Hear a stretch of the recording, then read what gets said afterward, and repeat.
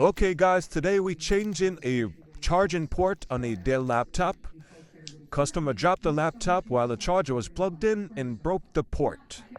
So here we are replacing this charging port. This is the bad one, the good one is in the back.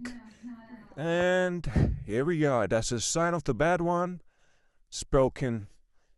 Alright, putting everything back together. And all the screws.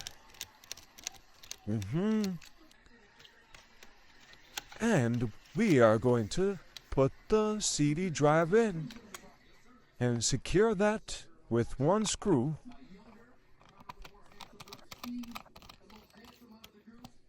And here we are, chargers plugged in. And we fully charged the battery. And everything is up and running. Thank you.